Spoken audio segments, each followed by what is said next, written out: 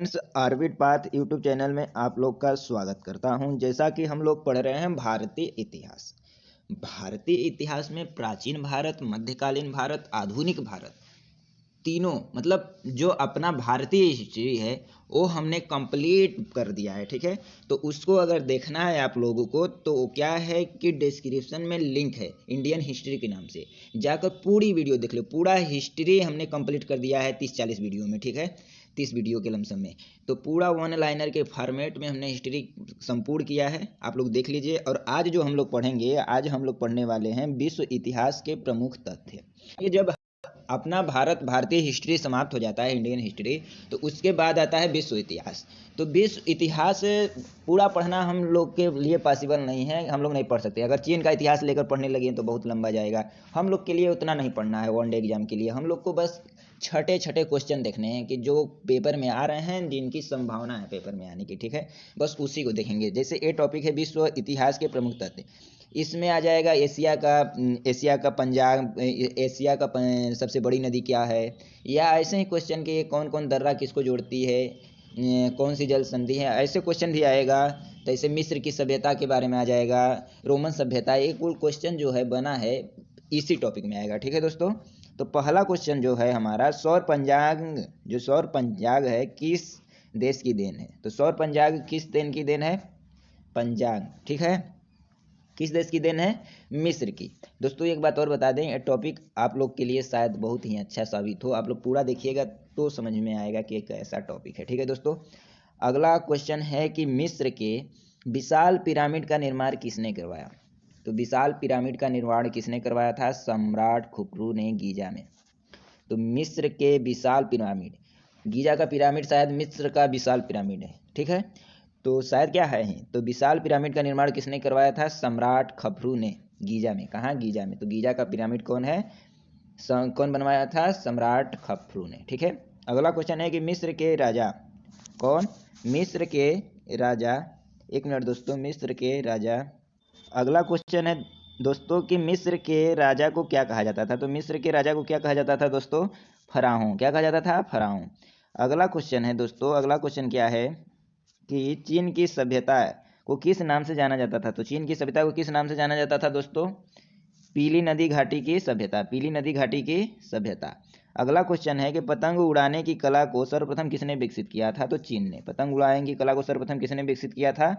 चीन ने। अगला कह रहा है कि चीन का राष्ट्रपिता किसे कहते हैं। तो चीन का राष्ट्रपिता किसे कहा जाता है?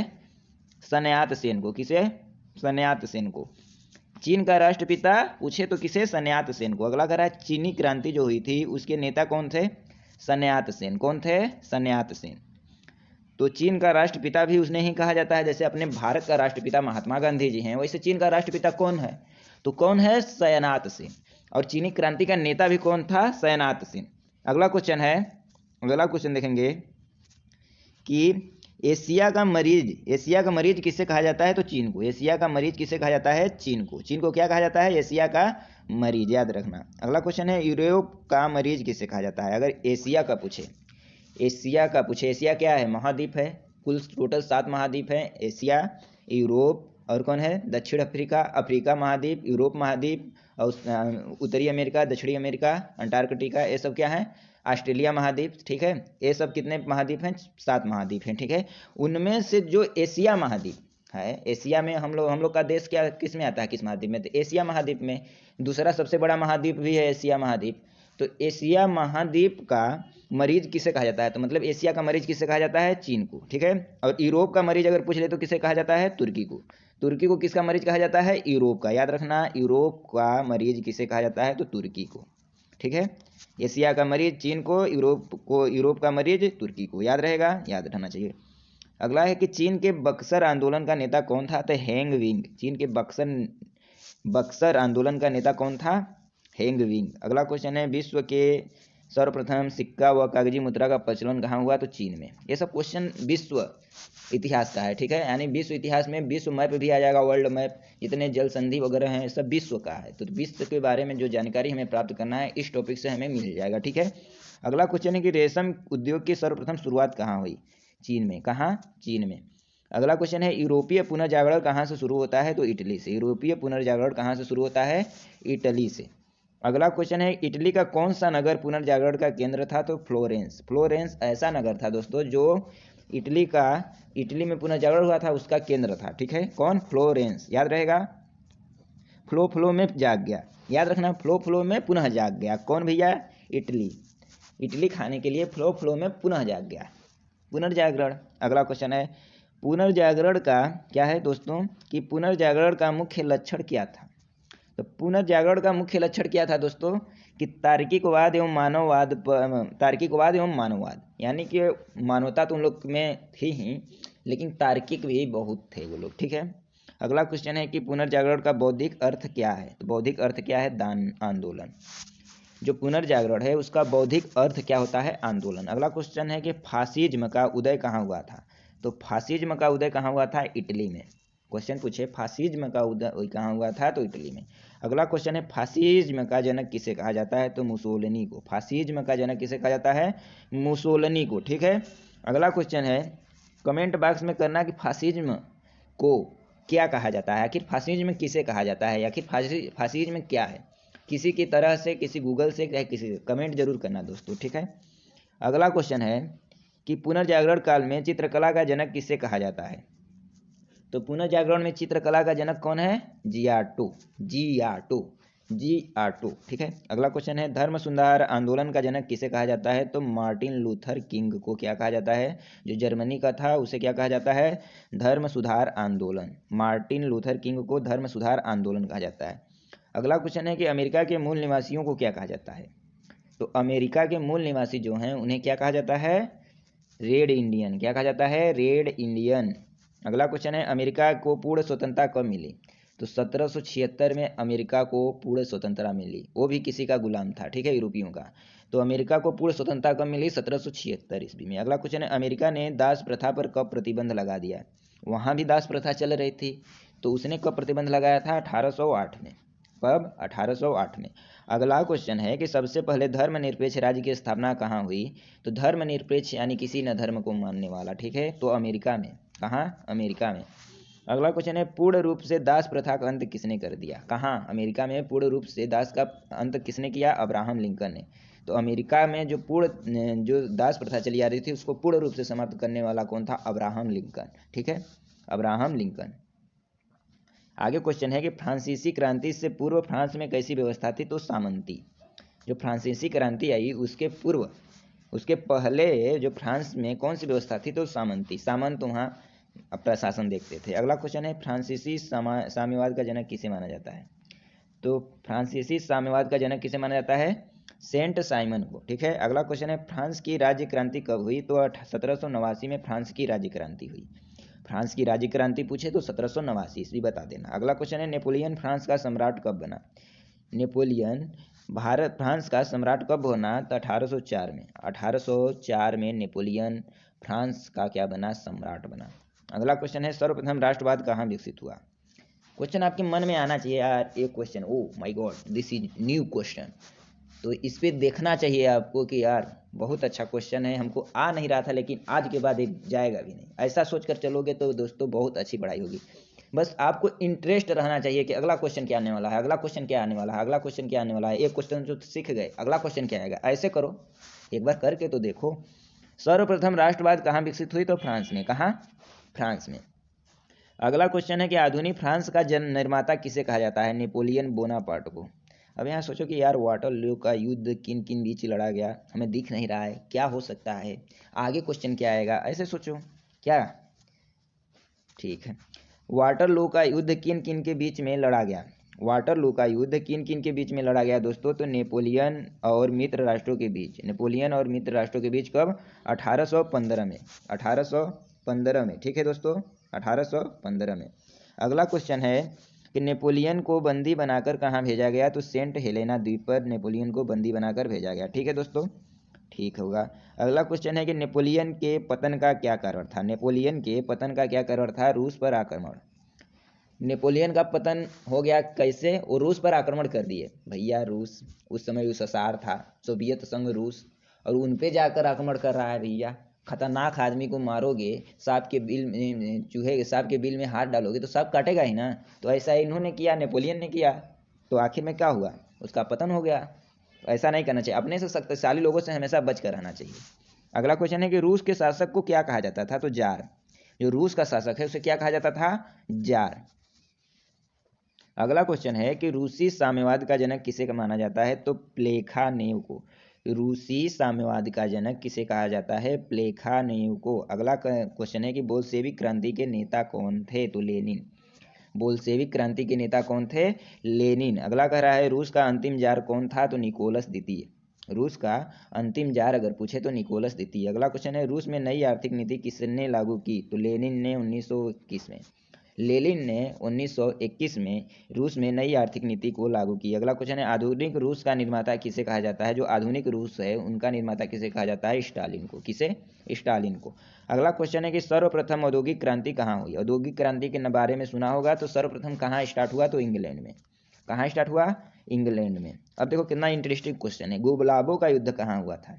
भैया क्वेश्चन पूछो अपने दोस्तों से, गुलाबों का युद्ध बता दे भाई, तो कैसे बताएगा, नहीं पढ़ा रहेगा। आप बताओ गुलाबों का युद्ध कब हुआ था, कहाँ हुआ था, कब हुआ था, कहाँ हुआ था, इंग्लैंड में। कहाँ हुआ था, इंग्लैंड में। अगला क्वेश्चन है मैग्ना कार्टा का क्या है।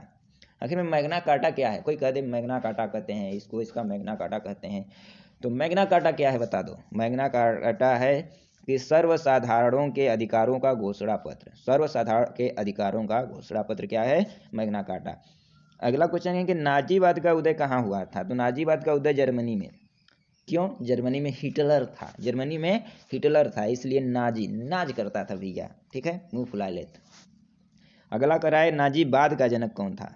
नाजीवाद का उदय कौन, कहाँ, जर्मनी में। और नाजीवाद कौन का जनक कौन था, हिटलर। कौन, हिटलर। जर्मनी हिटलर दोनों मिल रहा है, नाजीवाद नाजीवाद दोनों मिल रहा है, ठीक है, याद रहे, स्मरण रहे। अगला क्वेश्चन है, अगला क्वेश्चन दोस्तों, एक मिनट, क्या है, नाजीवाद की स्थापना हिटलर ने कब किया। आ गया क्वेश्चन 1920 में। नाजीवाद की स्थापना हिटलर ने कब की, 1920 में। अगला क्वेश्चन है हिटलर की आत्मकथा का क्या नाम है। क्वेश्चन कभी सुना था, सुन लो। हिटलर की आत्मकथा का क्या नाम है, मीन कैंप। मीन कैंप, ठीक है। अगला क्वेश्चन है जर्मनी के आर्थिक राष्ट्रवाद का पिता माना जाता है, तो जर्मनी के आर्थिक राष्ट्रवाद का पिता किसे माना जाता है, फ्रेडरिक लिस्ट को। फ्रेडरिक लिस्ट को, फ्रेडरिक लिस्ट को, ठीक है, जर्मनी के आर्थिक राष्ट्रवाद का पिता। अगला क्वेश्चन है कार्ल मार्क्स कहाँ का निवासी था, तो जर्मनी का। कार्ल मार्क्स कहाँ निवासी था, जर्मनी का, ठीक है। अभी कार्ल मार्क्स कौन था भैया, दुनिया के मजदूर एक हों का नारा भी दिया था, कौन, कार्ल मार्क्स, ठीक है।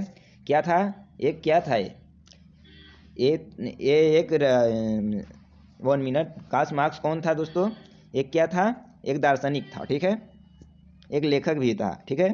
अगला क्वेश्चन है कि वैज्ञानिक समाजवाद का संस्थापक कौन था, तो वैज्ञानिक समाजवाद का अगर संस्थापक कहा जाए तो कार्ल मार्क्स को ही कहेंगे, ठीक है, किसे, कार्ल मार्क्स को। अगला क्वेश्चन है मेसोपोटामिया की सभ्यता कहाँ विकसित हुई थी, तो इराक में। मेसोपोटामिया की सभ्यता कहाँ विकसित हुई दोस्तों, इराक में। अगला क्वेश्चन है मेसोपोटामिया के देव मंदिर को क्या कहते हैं, तो जिगूरत। मेसोपोटामिया में जो देव मंदिर है उसे क्या कहते हैं दोस्तों, जिगूरत। अगला क्वेश्चन है शीशे का सर्वप्रथम प्रयोग कहाँ हुआ, तो मेसोपोटामिया में शीशे का सर्वप्रथम प्रचलन हुआ, ठीक है, प्रयोग भी हुआ। अगला क्वेश्चन है हजरत मोहम्मद के बचपन का नाम क्या था, अमीन। हजरत मोहम्मद के बचपन का नाम, अल्लाह के पैगंबर जिन्हें हजरत मोहम्मद कहा जाता है, उनके बचपन का नाम क्या है, अमीन। अगला क्वेश्चन है कि 24 सितंबर 622 को हजरत मोहम्मद की मक्का से मदीना की यात्रा को किस नाम से जाना जाता है, तो हिजरी संवत या मुस्लिम संवत।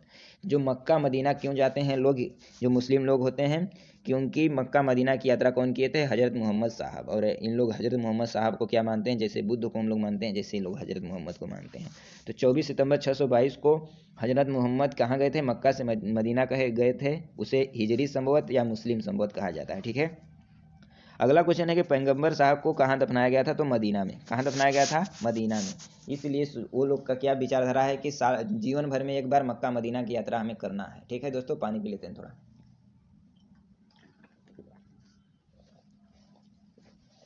गला सूख जाता है इसलिए पानी पीना पड़ता है दोस्तों, उसके लिए माफ़ी चाहूँगा।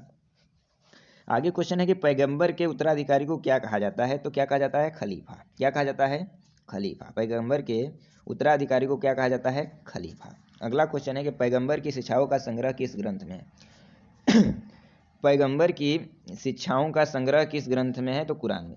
पैगंबर कौन होते थे? एक शायद क्या सही में बौद्ध धर्म में दो भागों में बना था, बौद्ध धर्म में दो भागों में बटा था, श्वेतांबर और दिगंबर। ठीक है, श्वेतांबर और दिगंबर। हमको लगा पैगंबर दिगंबर होता है, सॉरी दोस्तों। पैगंबर क्या है कि पैगंबर किसी चीज को, पैगंबर क्या होते हैं? किसी संदेश को पहुंचाने वाले। जैसे भगवान के संदेशों को हमारे तक पहुंचा दिया, हमारे संदेशों को वहां तक, तो पैगंबर यही होता है, किसी संदेश का आदान प्रदान करना है। ठीक है, उसे पैगंबर कहते हैं। तो पैगंबर शिक्षाओं का संग्रह किस ग्रंथ में है? कुरान। तो जो हजरत मोहम्मद साहब थे उन्हें पैगंबर कहा जाता था। ठीक है, अगला क्वेश्चन है अल्लाह का पैगंबर। अगला क्वेश्चन है जापान में आधुनिकीकरण की प्रक्रिया की शुरुआत किसने की? तो मुत्सुहितो ने क्या जापान में आधुनिकीकरण की प्रक्रिया प्रारंभ की। अगला क्वेश्चन है कि जापान को किस नाम से संबोधित किया जाता था? तो पीत आंतक। जापान को किस नाम से संबोधित किया जाता था? पीत आंतक। अगला क्वेश्चन है जापान ने रूस को कब हराया? तो 1905 में जापान ने रूस को हराया। ठीक है, आगे क्वेश्चन देखेंगे कि द्वितीय युद्ध के दौरान जापान के किन नगरों पर अणु बम गिराए गए थे? तो किन नगरों पर अणु बम गिराए थे? हिरोशिमा और नागासाकी। तो यही सबसे महत्वपूर्ण युद्धों में से एक निशानी बची हुई है, जिसमें अमेरिका ने क्या किया? जापान के हिरोशिमा नागासाकी को बर्बाद कर दिया भाई। वहां ले जाकर बम फेंक दिया, परमाणु बम, जो सबसे खतरनाक बम है इस समय के आधुनिक भारत में। वो जाकर कहाँ? जापान के हिरोशिमा नागासाकी। नहीं तो आज जापान अमेरिका के पास रहता, अमेरिका के टक्कर देता रहता। ठीक है, अगला क्वेश्चन है द्वितीय विश्व युद्ध का तात्कालिक कारण क्या था? तो क्या कारण था? जर्मनी का पोलैंड पर आक्रमण। जर्मनी ने जब पोलैंड पर आक्रमण कर दिया तो तात्कालिक कारण वही था द्वितीय विश्व युद्ध का। द्वितीय विश्व युद्ध कब से कब तक चला था? 1939 से 1945। ठीक है, अगला क्वेश्चन वही है कि द्वितीय विश्व युद्ध कब हुआ? 1939 से 1945 के मध्य। अगला क्वेश्चन है द्वितीय विश्व युद्ध में जर्मनी की पराजय का श्रेय किसे दिया जाता है? तो रूस को। जर्मनी की पराजय हुई, उसका श्रेय किसे दिया जाता है? रूस को। ठीक है, अगला क्वेश्चन है कि पक्की सड़कें बनाने की विधि कहाँ विकसित हुई? तो स्कॉटलैंड में। पक्की सड़कें बनाने की विधि कहाँ विकसित हुई थी? स्कॉटलैंड में। अगला क्वेश्चन है खुले द्वार की नीति का प्रतिपादक कौन था? तो जॉन है। खुले द्वार की नीति का प्रतिपादक जॉन है। अगला क्वेश्चन है प्रशांत महासागर का नामकरण किसने किया? तो स्पेन निवासी मैगलन ने। स्पेन का रहने वाला था मैगलन, उन्होंने क्या किया? प्रशांत महासागर का नामकरण किया। अगला क्वेश्चन है समुद्री मार्ग से संपूर्ण विश्व का चक्कर लगाने वाला व्यक्ति कौन था? तो समुद्र मार्ग से संपूर्ण विश्व का चक्कर लगाने वाला वह व्यक्ति कौन था? मैगलन, याद रखना।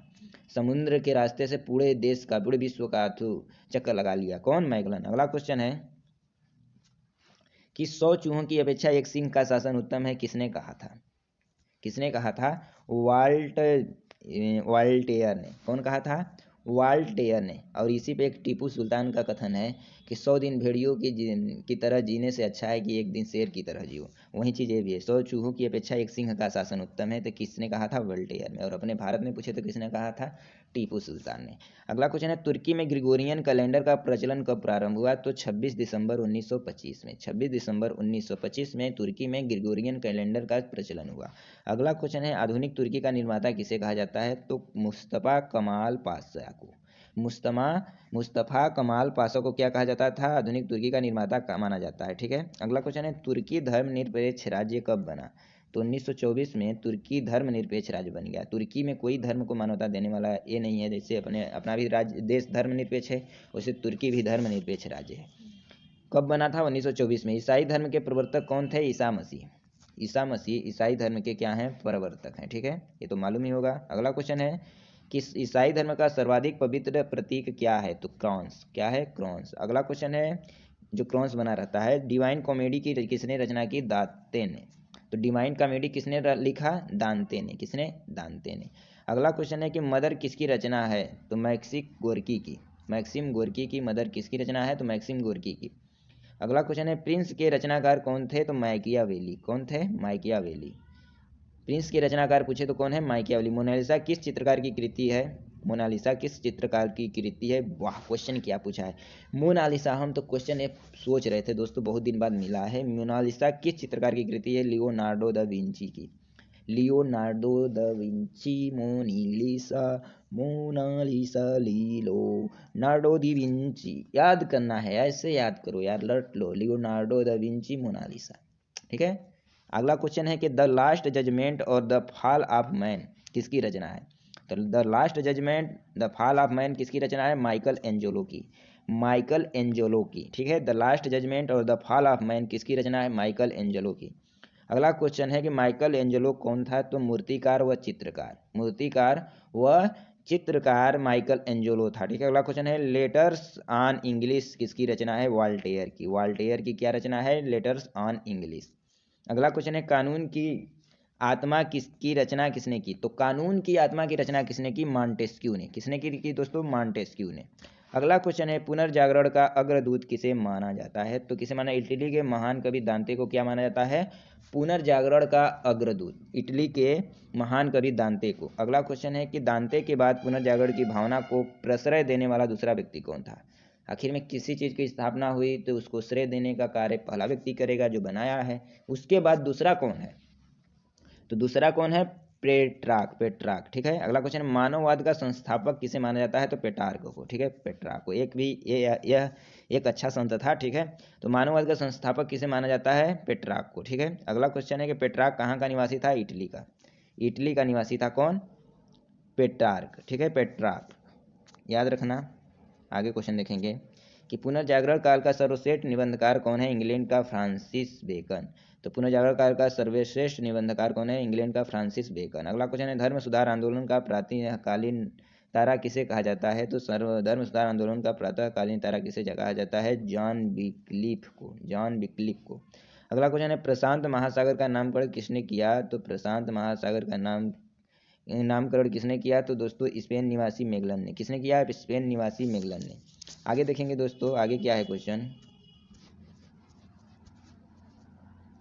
आगे क्वेश्चन है दोस्तों कि समाजवाद शब्द का प्रयोग किसने सर्वप्रथम किया? तो रॉबर्ट ओवन ने। तो समाजवाद शब्द का प्रयोग सर्वप्रथम किसने किया? रॉबर्ट ओवन ने। अगला क्वेश्चन है आदर्शवादी समाजवाद का पिता किसे कहा जाता है? तो आदर्शवादी समाजवाद का पिता किसे कहा जाता है? रॉबर्ट ओवन को, ठीक है। अगला क्वेश्चन, ओवन कहाँ का निवासी था? तो वेल्स का। कहाँ का? वेल्स का। अगला क्वेश्चन है वैज्ञानिक समाजवाद का संस्थापक कौन था? तो कार्ल मार्क्स। कार्ल मार्क्स को क्या कहा जाता है? वैज्ञानिक क्या माना जाता है? वैज्ञानिक समाजवाद का जनक। अगला क्वेश्चन कह रहा है कि कार्ल मार्क्स कहाँ का निवासी था? तो जर्मन का। कहाँ का? जर्मन का। अगला क्वेश्चन है,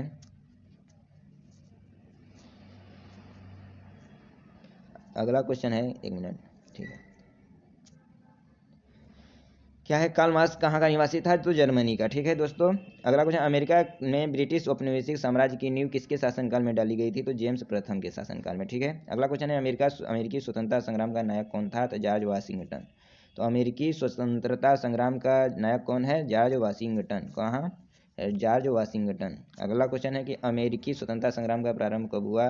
तो बोस्टन की चाय पार्टी दिसंबर 1773 ईस्वी से, ठीक है। बोस्टन की चाय पार्टी में अमेरिकी स्वतंत्रता संग्राम का प्रारंभ कब हुआ? अगला क्वेश्चन है नेपोलियन को किस अन्य नाम से जाना जाता है? तो लिटिल कार्पोरल, लिटिल कार्पोलर। अगला क्वेश्चन है दोस्तों कि नेपोलियन के पतन का मुख्य कारण क्या था? तो इसका रूस पर आक्रमण करना क्या था? इनका मुख्य कारण था पतन का, ठीक है। वॉल्टेयर किसका विरोधी था? अगर क्वेश्चन पूछे वॉल्टेयर किसका विरोधी था तो बता देंगे चर्च का। किसका? चर्च का, ठीक है दोस्तों। आगे देखेंगे, आगे क्या है कि माप तौल की दशमलव पढ़ाई किसकी देन है? तो फ्रांस की। क्या क्वेश्चन पूछा है भाई, हम तो थोड़ा कभी कभी एक्साइटेड हो जाते हैं क्वेश्चन पढ़कर, इतना आनंद आता है ना क्वेश्चन पढ़ने में। देखो ये क्वेश्चन जो है कि माप तौल की दशमलव प्रणाली किसकी देन है, क्या क्वेश्चन पूछा है। अगर कोई से पूछ लो माप तौल की दशमलव प्रणाली कहाँ की देन है भैया बता दो, तो हालत खराब हो जाएगी, यूपीएससी स्टूडेंटों की भी हालत खराब हो जाएगी। तुम बता देना भाई, फ्रांस की। कहाँ की? फ्रांस की। अगला क्वेश्चन है सांस्कृतिक राष्ट्रीयता का जनक किसे कहा जाता है? तो हर्डर को। सांस्कृतिक राष्ट्रीयता का जनक किसे कहा जाता है? हर्डर को। अगला क्वेश्चन है जर्मन का एकीकरण किसने किया? तो बिस्मार्क ने। बिस्मार्क ने। जर्मनी का एकीकरण, जर्मनी का एकीकरण किसने किया? बिस्मार्क ने। अगला कह रहा है बोल्शेविक का अर्थ क्या है? तो बहुसंख्यक, बहुसंख्यक। बोल्शेविक का अर्थ बहुसंख्यक और मसेविक का अर्थ अल्पसंख्यक। तो इसको याद कैसे करेंगे? याद करना भी बता दें, मानोगे तो ही नहीं, बता ही देते हैं। बोल्शेविक का अर्थ क्या है? बोल्शेविक, तो बो से क्या आ रहा है? ब, बोल्शेविक बहुसंख्यक। मयवेशिक, तो जब बोल्शेविक बहुसंख्यक है तो मेसेविक क्या हो गया? अल्पसंख्यक, ठीक है। याद रहेगा? याद रहेगा। आगे देखेंगे दोस्तों। तो दोस्तों क्या होता है कि हम लोग का जो क्या होता है हिस्ट्री समाप्त, आधुनिक भारतीय इतिहास और विश्व इतिहास दोनों समाप्त हो गया दोस्तों।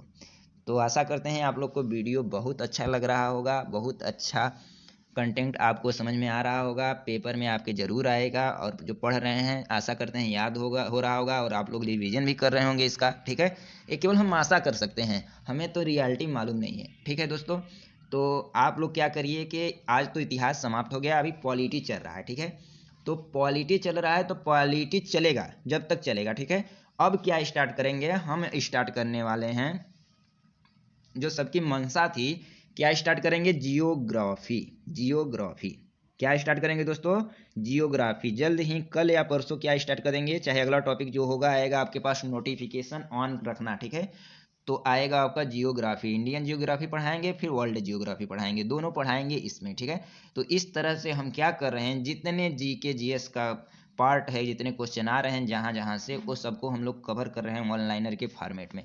अगर आप लोग थ्योरी पढ़े होंगे तो अच्छा समझ में आ रहा होगा, तुरंत याद हो जा रहा होगा, नहीं पढ़े होंगे तो एक बार थ्योरी भी पढ़ लेना, समय मिले तो, बाकी इसको देखते रहो। ठीक है, तो धन्यवाद दोस्तों। अगर वीडियो आपको अच्छा लग रहा है तो लाइक कर दो, सब्सक्राइब भी कर दो, और दोस्तों के पास शेयर भी कर दो। ठीक है, धन्यवाद।